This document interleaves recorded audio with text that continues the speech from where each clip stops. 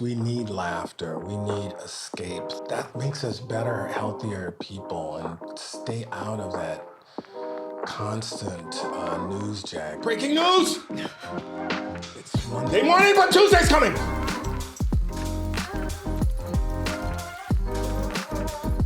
Hi, everybody. Welcome back to America Who Hurt You. I'm Sarah Jones, and by now you know this pod is a place to come find some inspiration, even at a moment when America is at its most uninspired. But if you're new here, I usually play characters from lots of different backgrounds based on my real life. But due to emergency circumstances, like the country basically not having an actual government anymore, my characters are not as vocal this season, so you can hear more of my guests. But today is an exception. A couple of characters actually did pop in. And by the way, if you miss them in general, make sure you tap into our comments on Instagram and other social media at America Who Hurt You and let us know. Let them know. They probably miss y'all too. Also, whether you're listening to this or watching it on our new YouTube channel, which I highly recommend, run over there. It's so fun to watch. But either way, if you love what you're seeing and hearing, please support our show by sharing this episode, following us across social media, and subscribing to our Substack. Yes, I am Sarah Jones. Also, we'd love you to rate and review, all of that. It really helps support the work we're doing here, and it'll help us keep doing it in the future. Now for our amazing guest this week. I have loved David Alan Grier's work forever, whether he was starring in hits on the large and small screen, from the genre-defining sketch comedy show In Living Color to iconic movies from Boomerang, all the way up to the recent adaptation of The Color Purple. Plus, he's a brilliant Tony Award-winning Broadway actor. But on top of all of that, in this conversation, I learned even more layers of his incredible history, 45-year career, and his perspective on these times that we're living in. So let's just get into it. Welcome to America Who Hurt You. I don't want to waste a second because we have David Alan Grier, the great, the Tony-winning Vanguard. Let's just let him talk. I don't need to give you all the accolades. He's stupendolenous. He's David-licious. Yeah. He's Alan Grierastical. Yeah. Y'all, make them words It's going to keep getting worse. But you know. Spintuferous. I am spintuferously honorized to welcome. You gotta work it. May I ask you, spintuferously speaking? So you gotta look at the lens like spintuferous. Like you're saying, I know what I'm saying. You know what's so sad? We sound positively presidential right now. Right? Anyone. See, but this makes me want to just gather myself because I'm such a David Alan Grier fan since I was a kid. I'm sorry. You know what? You're paying your penance right now by being here because you helped turn me into whatever the hell this is here with the characters and the range. Not just of what you do, but the genres you know what I mean? America Who Hurt You started out as kind of a joke, but now it's like, what is that history of our country, especially for certain folks, our folks? Now, for people who don't know, you grew up in Detroit part of the time? Detroit, Michigan, my whole life. Your whole life. Yeah, my parents purchased our house on West Boston Boulevard 2 days. Take that, America. Black family bought a house. Before I was born. And that's the house I lived in until I was 18. Wow. And back then, I thought Detroit, we're like the 6th largest city. We got Motown. We build cars, man. Come on now. Now, meaning what? Did you feel? Did it feel like you were? What's cooler than Detroit? I just told you, Motown and cars. I'm sorry, you're right. Motown and cars. Yeah, we thought until I went to New York, and New York will do that to you. It's humbling. Oh my God. My first apartment was on East 5th Street. Wow. And I worked on 86th Street, and I would walk to and from work. So just to give people a picture, if you're not in New York, it's both the longest distance in the world to walk from the Village, 5th Street. East Village to the Upper East Side. To the Upper East Side. But it's also small, like it feels kind of like community. Amazing because at this time of year, it was like fall, summer, fall, just getting to know the city intimately. It was a joy. I chose to do that. What had brought you to New York, though? Music. See, now this is what I wanted to get to. I was sneaky and it paid off. Most people think of you as the comedic actor. You're a musician. And like, remember what you used to do? Like the here it go. I loved that character that was on In based Living on a Color. dude. Yeah, I went to school in Ann Arbor, Michigan at the University of Michigan. Okay. There's a guy there. No big deal. Well, there's a guy there named Shaky Jake. Shaky This Jake. old black dude. And he played the blues, but he was terrible. Oh, no. Really. I mean, he couldn't play. He didn't really sing. He was going, Listen, that's a real talent now. yeah. But so that's what it was. Like, but as a kid, being a young musician, a lot of those old blues guys were still living. Wow. Muddy Waters, Howlin' Wolf, who was my favorite. I wish I would have taken the opportunity to see more. Wow. You kind of take it for granted. Like, oh yeah, well, Howlin' Wolf is coming. I met Howlin' Wolf when he came to Detroit. He was on a kidney dialysis. Oh my God. But he was gigging in between.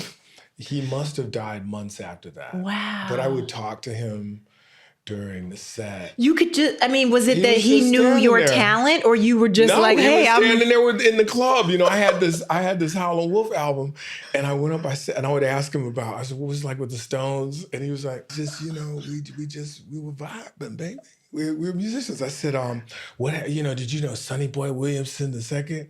It felt like I was talking to my grandfather, Yeah. and he autographed this album, and it was just one of those happenstances. I was in town visiting, and it would just so happen that he came to this club, and I saw every performance for $5. It's crazy. The sitting this close. That's crazy.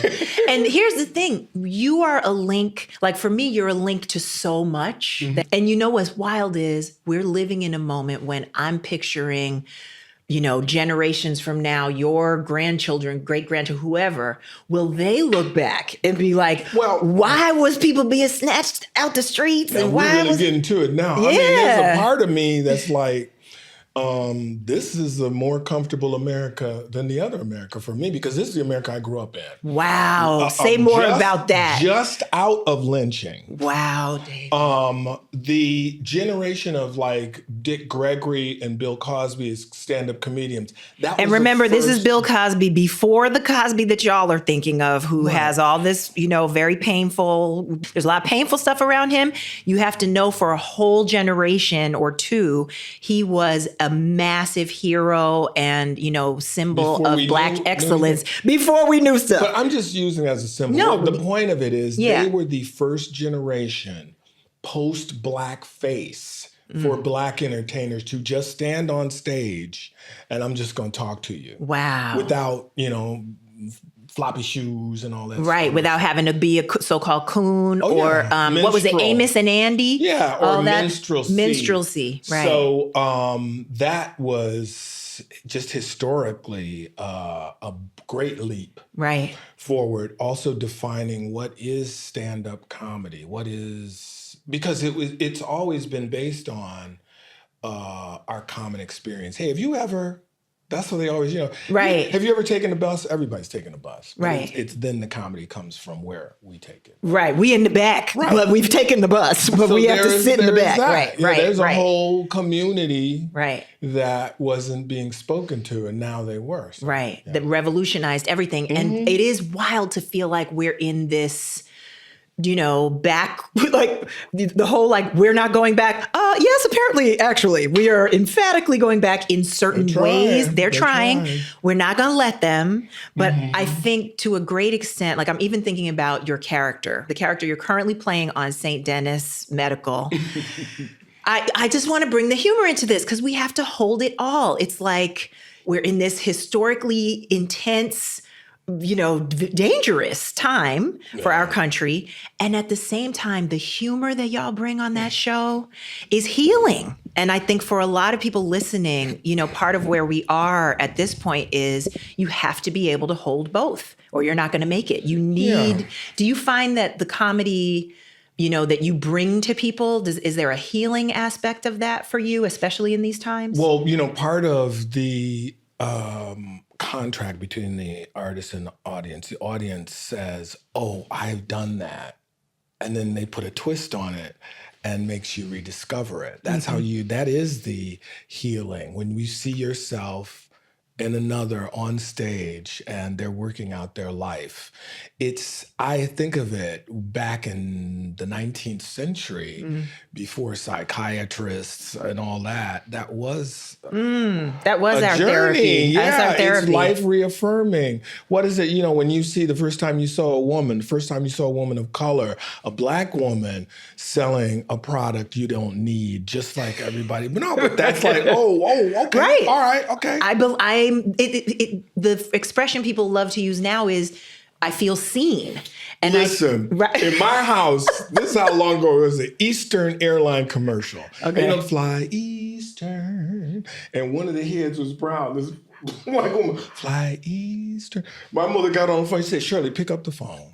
They got a colored girl on TV on the airplane commercial. It was like major news. Yeah, it was a big deal. Come on, kids, look. There she goes. You just gave me a flash that I remember I remember hearing my aunts, uncles, somebody was like, we would gather around the TV like it was a hearth, like it was a fireplace. And then it was like, Daryl, your uncle's neighbor's first wife's cousin. She knew the woman that lived next door to that girl. And we'd be like, we know famous people, man. 100 degrees of separation. Just anybody. Like my sister, when she was like, they called it sub-teen, 13 or 14, they model at Saks Fifth Avenue. Listen. That was famous, almost. I was like, oh, that girl, she had that dress on. I'm close to fame. Oh my God, early influencers. This is way pre-influencers. This is the level, man. You didn't have no cable. Shoot. Now that's the other piece that I'm thinking about, right? Part of how we've gotten here is we are all watching 5 million different versions of reality on all these different channels, all these different silos. And I know what a difference it made that, like, when I went off to college, we would bond over like, oh my God, did you see that episode of In Living Color, blah, blah, blah. And Saturday Night Live, like whatever these things were, there would be kids from Iowa or from wherever, but we all had that kind of commonality. And one of the things is, these were young shows. Right. So they were generational. When I was a kid, I'd be at home and watching Georgie Jessel. What is that? And he would come on. He was this old comedian. I would sit there. It was like watching a different language. Like, what is funny? Georgie Jessel. I got to look that up. Why is this funny? What I'm saying is generational. When you see someone who looks like you, kind of the same age generation, they're talking about our world, and you're like, oh, yeah. Yeah. Yes. And I think to get us through rough times that, in some ways they echo the past, like you said, you're like, well, this looks familiar. Like, yes, sir, officer. Your Highness. Your Highness. My liege is diabolical. I will report to you from the front. Yes, this is spoken like a Yale graduate. I did expect my liege to pop into the conversation at some point. When I get stopped, I'm like, good evening. Good evening, sir. Kind sir. May I compliment your attire? Prithee, be hither. Listen, and I go straight here. Literally, my first trip to Los Angeles, I was pulled over whilst walking with a I'm black and a Latina woman. Right. This spy school stuff. What's the rule number 1? Confuse the them. Make sure you confuse them. Yes. Now they call it flooding the zone. But yes, we've known how to do this all our lives, and now we have to reach in our back pocket and pull out the anti-fascist manifesto that we didn't think we would need. This is from a play. He says, this black character, he says, I'm a self-imposed schizophrenic. Woo, baby. Yeah. Wow. Shapeshifter. There's no need for these personal attacks, David. Oh my God. But I mean, it was, that stuck with me. Say it again. I'm a self-imposed schizophrenic. Because you have to be to occupy all these spaces and protect yourself, survive, and also thrive. And I think one of the things you've given the culture is this range. Like, I think of you as like low-key bougie. I'm like, okay, we both had Dr. Dad. So, that was not common. And I'm guessing for your generation, did you encounter other Black have people with, professional parents on a regular basis? I lived in a community of them. Okay. Those were my peers. Those are who, there were clusters of neighborhoods. But right. But Detroit by and large, built, right. All you got to do is walk a block away. And you like, oh, we in the hood. But you know what the greatest compliment I ever had? I was in a basketball game in Michigan, and one of the security staff, he said, man, I love you. You know why? Because you talk like us, and then you talk like them, too. That part. Yes, that's what I'm saying. It's like being a dance. It's a versatile, it's choreography.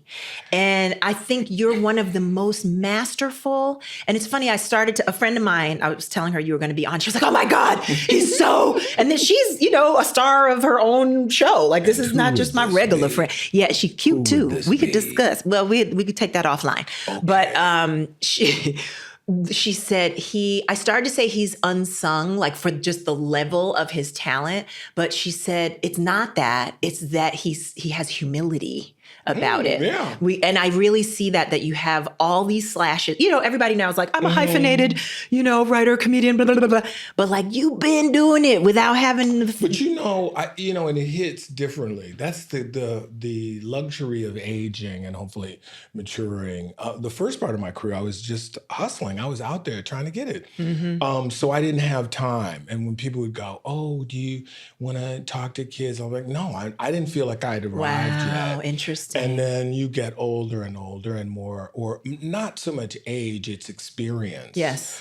And you put in your 10,000 hours. Yep. I don't have imposter syndrome. It's not ego. It's just reality. I've done this for decades and I know kind of what I'm doing. Yeah, just kind of. Yeah, but you know what I mean? Yes, because there's I do. a lot, as a younger actor, you're just like, do I deserve this opportunity? Right. I hope, that imposter stuff. Yep. So no, this, where I'm at now, it frees me. Yes. So I can get right to the work emotionally and not have to cut through my own negativity. Now, let me ask, can you remember a moment when you felt like, oh, I've arrived. This is it. You mean artistically or creatively? I mean both, and maybe even professionally. Because for some people, it's like, well, I finally won this statue. You got plenty of statues. Was it like now, my peers are recognizing me, so I've arrived and I can settle in? I don't know.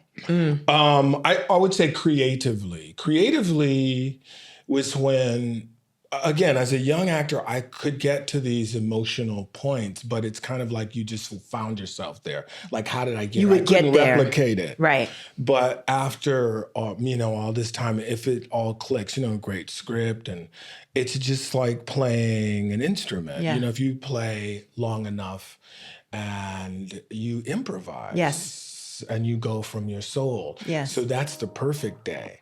I love this idea of becoming enough of an expert at something that you can let go of imposter syndrome.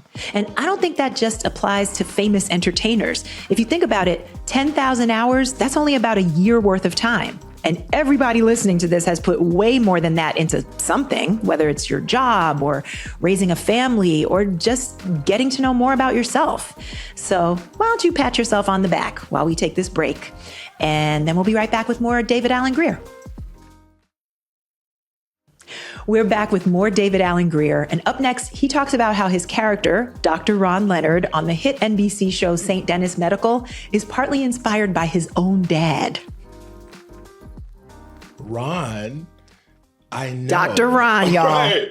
I know. Some of them, he's my father, because my father was like this. He was a psychiatrist. And I remember I was like, Dad, how do you define insanity? And he just went, oh, my God. That was his answer. I was like, whoa. Oh my God. If y'all are not watching this, you need to go watch the visual version so that you can get that look that I just saw. I mean, you didn't answer my question. So it's a legal term. Oh It's a legal term.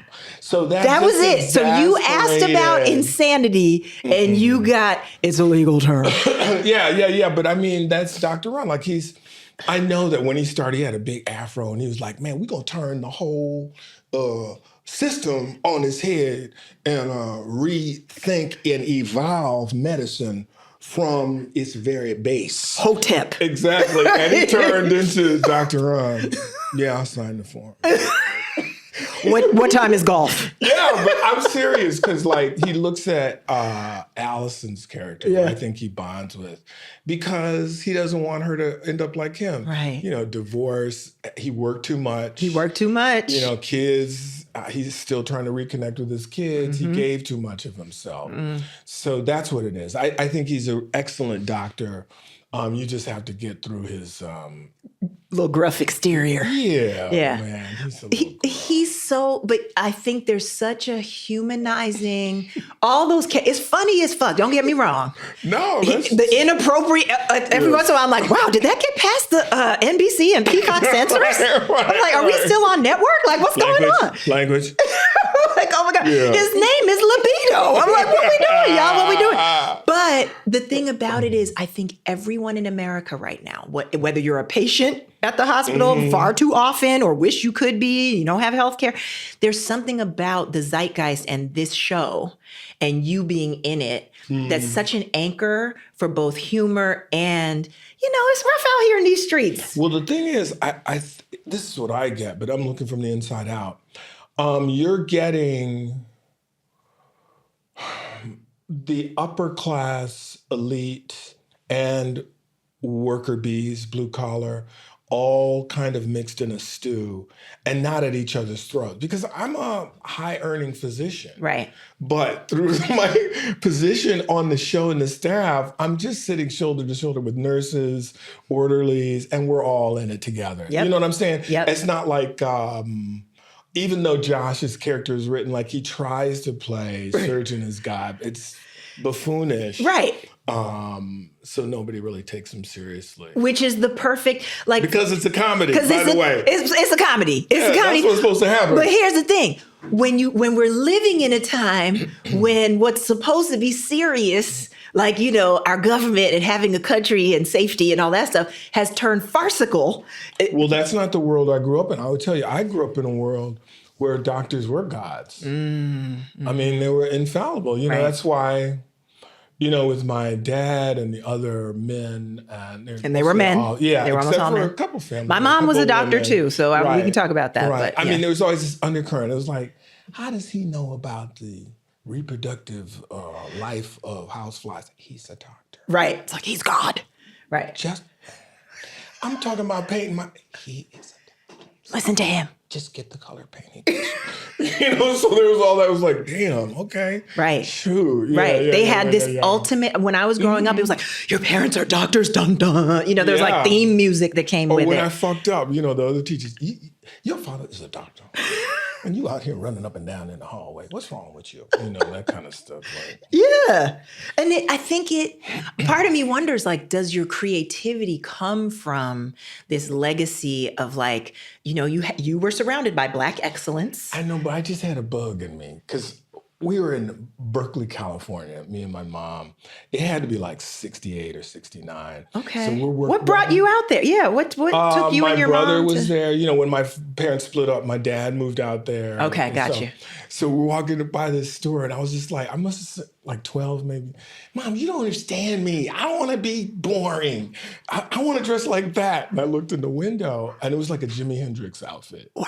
These silver platform shoes with lightning bolts. Yes. And like these sparkle pants. Yeah. And my mother looked at me and she went, I'm so worried. Why do you want to dress like that? That is a blouse. Not that is a blouse. I was like, that's rock star clothes. You don't even know. So. Oh my God, really? Oh, I remember playing Jimi Hendrix and my mother was like, he looks crazy and his music sounds crazy. Why? It was always that. Why? So when my daughter, we were saying like the cultural gap doesn't feel as seismic back then. My daughter and I do my playlist. She does hers. She's turned me on to music. Okay. She knows the words to Biggie songs. Okay. And so, it seems much closer. I got a breakthrough with my daughter when she was younger. Like I would read like teen gossip and stuff. So when she got in the car, I'd be like, so what's up with Doja Cat? Wow. No, I mean, she broke up with old boy and her brother's crazy. My daughter would be like, yeah, I don't know. Like I have to brain. What has she turned you on to? Because part of what we're doing with this podcast is giving people hacks. What's the music that moves you? She's out of this phase, but there was a phase she was in. It was Japanese pop music. Okay, not K-pop, but Japanese. No. Okay, she got down this rabbit hole. So they're AI groups. As you do. And AI pop for performers. Okay. And so I'm reading about it. So kids in Japan, you get in an arena to watch your favorite AI artist on a screen. Oh, she's out of this phase, right? No shade. That was the point where I was like, you lost me. Yeah, that. And one time when I fried some chicken wings and she was little, she says, "But Dad, how do I eat it?" And I was like, "Get out. You're not my daughter. Get out." To trade you in. If you can't eat chicken, if you don't know how to eat chicken, we're in trouble. And one other time when she said, there's an Inglewood sign, out near the airport, she went, "Dad, what is Inglewood?" I was like, "Don't you ever." You're like, no one must ever speak of this. You what happened? You tell her you know what Inglewood is. I was just like, Lord. Oh my God. So this is also the cross-cultural moment we're in, the generational. My favorite thing is when it's fun and funny. Yeah. And I think one of the places we get lost as a society is everything feels so imbalanced and not, equal that people are like, don't call me this. If you said this wrong, if you looked at me this and you cultural appropriation. And listen, I'm here because I don't appreciate it when straight white guys want to dress up as whatever rappers. And I'm not talking about talented people who are very carefully thinking about culture. I'm talking about, I don't know, some, white boy podcaster who now has permission to sig heil or do whatever it is they're doing. What about this? Drewski, when he did Whiteface, which was brilliant to me. It was, but wait, white people are trying to parallel. They can't, right. One performance to 100 years. A million years. Of institutionalized. Well, he did that, then she did that. So they're the same, right? It's exactly the same. Like when OJ got off. Oh, God. I was working with this very well-known white actor, and he said, "Are we even now?" I said, "We're not going to be even unless you got to let OJ free." What I said, every minute of every hour of every day of every week of every month, over and over again for 400 years. Exactly. 400 years. Then we'll be even. And plus, what he did was terrible. So I don't even want that. That's not what we're asking for. But that's the point. Right. With murder. Right. Literally getting away with murder. We love you, America, but oh my God, you are so unhinged that you think you can have and this is the thing that I love. Your work and the span of you have a 45-year career. That is fucking epic. I can't believe it. I was sitting there in my chair counting. It's amazing. And I said, wow, okay. It's incredible. It creeps up on you. The metaphor that I like with this country is part of what you've been doing is learning, growing, warts and all. You know what I mean? You mature. I've heard great interviews where you get personal, you share about your life. America wants you to only look at, we're like curating the Instagram version of the country. Here's something we did that's cool that people like about us. But it doesn't stick because there are always witnesses who will bear witness. We're here. And you keep telling your story. That's it. Really a lot of my knowledge, my self-identification, my grandmother telling me, because it would start with, I said, "Grandma, tell me about when you were a little girl." And she would tell me the first time she saw an airplane. Oh my God. Or the first time she saw a train. Oh my God. Because she was born in 1900. It's crazy. And she said, so I was so proud of her because, my grandmother was a school teacher. And I remember I said, "Grandmother, you were a school teacher. Where'd you go to school to learn to be a school teacher?" And she busted out laughing. She said, "School?" She said, "I could read and write." So I just started teaching the kids, and I busted out laughing. But I still held her on a pedestal, Yes, but like, even more. The pedestal's even I was bigger. Like, "What teacher's college?" She was like, "Teacher's college?" Like at Michigan and Yale, where I went. She's said like, ABCs, 1, 2, 3. Wow. 1900. Yeah. But she was funny like that. Wow. I thought she was a model. There's a picture of her, she has her dress. And when I go, look, you look so beautiful. And she goes, that hat cost $2. The dress cost $4. She just went up and down. That whole outfit was about $20. Wow. Yeah. And in that generation, they were like, that was one of my 2 dresses. It was big. That was big. They were like, we were rich, so I had 3 dresses and 2 hats. You're like, oh my God, it was a different world. So my grandmother loved Cab Calloway. And so when Cab Calloway came to Birmingham, Alabama. Wait, I have to do this. If you don't know who Cab Calloway is, run to Google and look him up. He was silky smooth, all of that. Minnie the Moocher. Look that up. Okay, go. So Grandma said, Dave, me and my friends, we dressed in our finest. We really did do extra work. We thought we were so cute. And so they had Cab Calloway's on the radio. And the guy goes, Cab, tell us about Birmingham. What are your thoughts? And he said, I just want to say this on the record. I've been all over the world, and these are the ugliest women I have ever seen. No, Cab. And the thing that made it double funny is my grandmother was pouting. She said, he hurt our feelings. Because we know we look cute. Why would he say that? It just made me laugh more. No, that's it. Cab Calloway is dead to me. I'm very disappointed. I'm deeply, deeply disappointed. My ethnomusicology courses from college, all of that is over as far as I love. Those are my famous stories. I have one more. Okay, go. The story is my Aunt Ethel had my father when he was like about 2 years old on her knee. This is already going to be good because it's Aunt Ethel. Okay. They went to see Bessie Smith. Oh, wow. And they were sitting down front, and my father started fussing.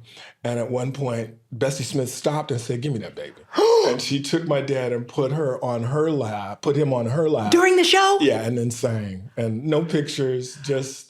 This is family lore. Oh my God. Part of me is like, I wish y'all had Instagram because I want the photographs, but here's the deal. Yeah. Growing up, my father loved Bessie Smith. Mm-hmm. And I'm sure, these stories, a lot of these stories, you're told them, you forget them, and they're retold and retold.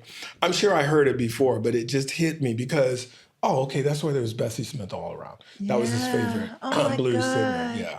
And in a way, you continued that tradition, right? Like to me, the fact that you started out wanting to be a musician in the first place, and that got you into the theater, and that got you into film and television and this bigger career. To me, it's such a natural flow out of your family. Did your family though, because doctor, dad, were they like, you gonna do what, where, why, what? Did they? It was like I said, I wanted to join the circus. Because my father goes, did you talk to your brother? Did he tell you what he wants to do? So, what do you think? It was really like, fix it. You have lost your mind. Wow. But then, I went to drama school. Then I got in Yale, and they were like, I remember my mom, she goes, my bridge club, all my friends were asking, Arita's son, David, the youngest, he got into Yale. And they were all very, very supportive. And then they said, well, what is he studying? And my other friend said, he's in med school. And I said, no. Then her friend said, he's in business school. I said, no. Well, down the engineering? Can we get an engineering? No, and they said, well, botany? What is he studying? Lord. And I said, acting. And it was just silent. So what do you want to eat? Oh, parents, they mean well. But in David's case, I'm so glad they were wrong and that he became an award-winning success. Although when we come back, David will actually share about the upside of losing an award. It's a story that is both harrowing and hilarious. We'll be right back.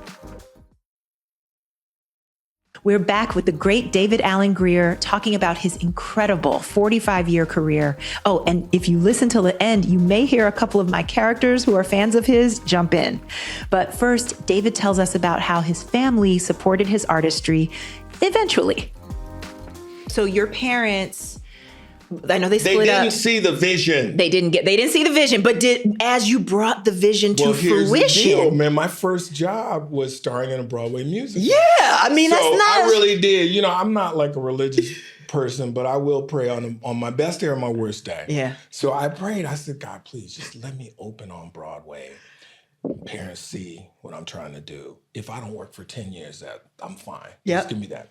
So we opened, and my parents, everybody came, and it was beautiful, man, because they were just like all up in it, man.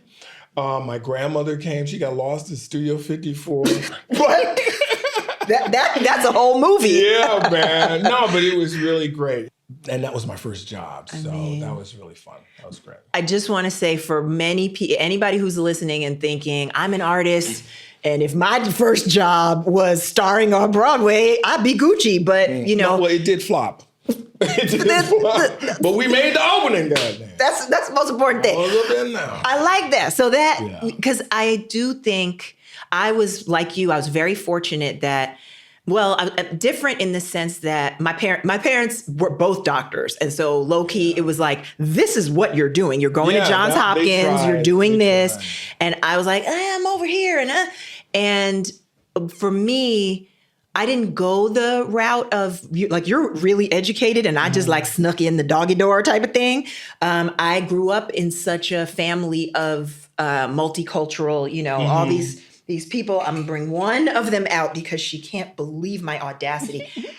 I'm a big fan of David Alan Grier, and I should have been able to talk at the start. I don't understand why it's taken this long for me to get to tell you you're just a wonderful talent and such a wonderful man. I'm not hitting on you. I'm quite a bit older. But the point is that Sarah grew up in a family with all of these characters. And so my training was free and very chaotic, but for you to get that first gig, I'm just thinking of people who maybe it's harder for them to believe in their vision. Wait, then I got nominated for a Tony, and I won this Theater World Award, and it was just nominated for something else, and it was right away, right? This was my first job, and I remember it was almost as if, did that really happen? Because I'd started auditioning for this role when I was still in drama school, and it had made this big splash. And then, once your show goes, we ran for like 3 weeks and it was over. And then when these awards came, it was like, no, that really did happen. Yes. So it was great, man. It was really a dream, that Tony night. Did you have fun? Like, I've heard, I had the experience. No, Tony night? Right. I'm going to tell you the truth. Yeah, I want to know. I thought I was going to die. And when I didn't know I was having an anxiety attack. Oh, no. But my chest was hurting, and it was really in pain. You were really having an anxiety attack. Oh, yeah. And it was the first award. It was, featured actor. Featured actor, yep. And it got tighter and tighter, and I was like, if they call my name, I cannot stand up. Oh my God. I can't talk. I'm crippled. And when I lost, that was when everything relaxed. And then everyone around me were like, we're so sorry. And they didn't know. I was like, you're so sorry. I'm going to live, And, I'm spared. Yeah, man. All of that. And it's funny because, like I told you, in youth, that was probably out of all the awards I was ever nominated for, the farthest from reality. Wow. It was my first job. Right. There's no way I was going to win it. Right. But it's all emotional. But what if I don't? Yeah. Now, I want to ask you this. Have you always had access to your emotions like this?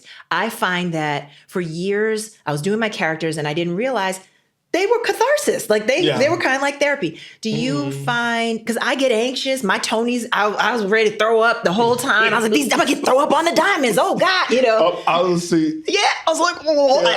Yeah. And so I wonder if, because you are this open, you wear your emotion, not just in your work life and your creative life, but as a human being. That's part of what I love about you. Do you feel like those highs and lows are worth it? Like, for people who are like, I don't want to feel nothing, I don't want to deal with it. I don't feel so many highs and lows, but I definitely feel like I'm emotionally open and available the older I get. I mean, at this point, I'm going to cry at anybody's funeral. Like, we only had regular water, not lemon water. I'm serious. How many people he slaughtered? Oh my God.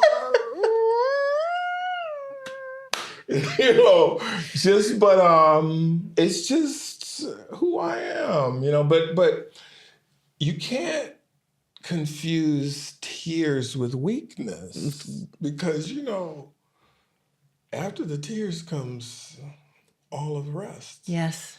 So I enjoy it. I love my life. I love where my head is at, just open and still on a journey, still facing forward, still anticipating another adventure, So. What would you say to the youngest, like if there was a version of you who was not yet here, right? Like you said, this has taken maturity to get you to this wonderful place. What would you say to him if he's anxious or if he's... Well, when I talk to young students, young actors, flexibility, be flexible. I say, don't walk through a field of diamonds clutching stones. You know what I mean?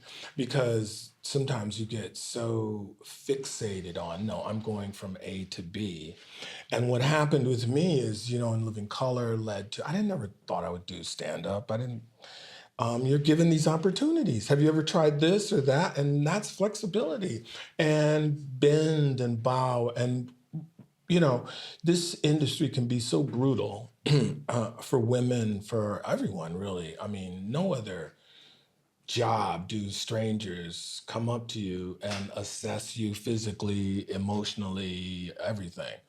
And so it takes strong character, and you have to kind of develop that. I would say I would give myself 72 hours. If, this big, huge audition, I didn't get it. After that, come on, man. Yeah.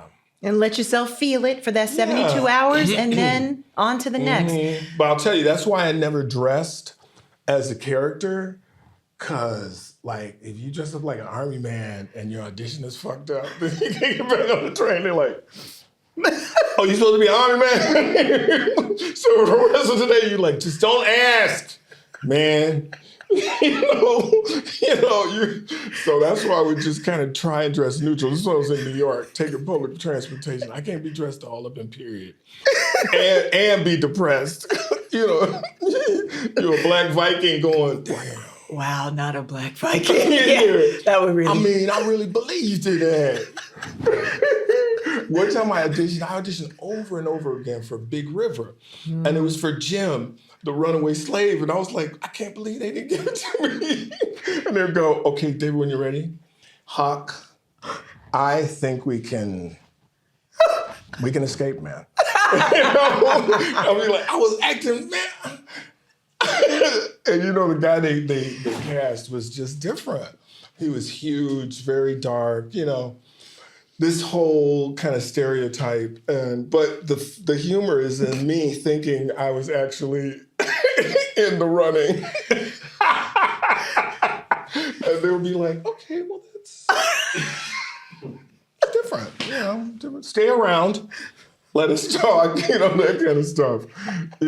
I'm just glad I survived all that. Hang on, is what I say. Hang on. You may not find your spot right away, but just hang in there. Hang in there. If this is your life. But I also understand people who, they can't hang, man. They can't hang. You want to live a certain way. I feel very blessed. I think the longest break in employment was maybe 3 months. That's incredible. I can hear people with multiple Oscars going, what? I've never had that kind but I'm just telling you that, and that alone is crazy. It's amazing. It's amazing. It's richly deserved. And I think it's a testament to you as an artist. And I really agree with you that it's also just flow. Like you've been there and talented and available and all of these things. And you've also been in a flow that has just done that. Yes. On my more cynical days, I'm just like, you don't have to be that good. Just stay up in there. Hold your spot, and you're the last one standing. But in a more philosophical way, this is a true story. There are these Olympics for older people, Senior Olympics. There's a runner there who's 100. He's a sprinter. Wow. He's the only one in his category. Come on. So every time he races, he wins a gold medal. That is my goal. That is my goal. I want to live long enough. They're like, well, David's 102. He the only one that can do it. Get him to set. Come up. Hello. Cut. We got it. Amazing, everyone. Give him an Oscar, and I'll be like, boom. Oscar number 38. You get the game, the system. Oh, man. I'm obsessed. Now I'm obsessed with your grandmother. You at 102.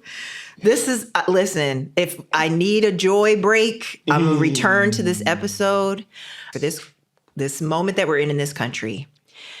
What would you say to people to just maintain their sense of humor, their creativity, all of this that you bring into your life daily? Remember the sense of humor. I mean, don't be so serious. We need laughter. We need escape through art, through nature, through our loved ones, a pet, anything.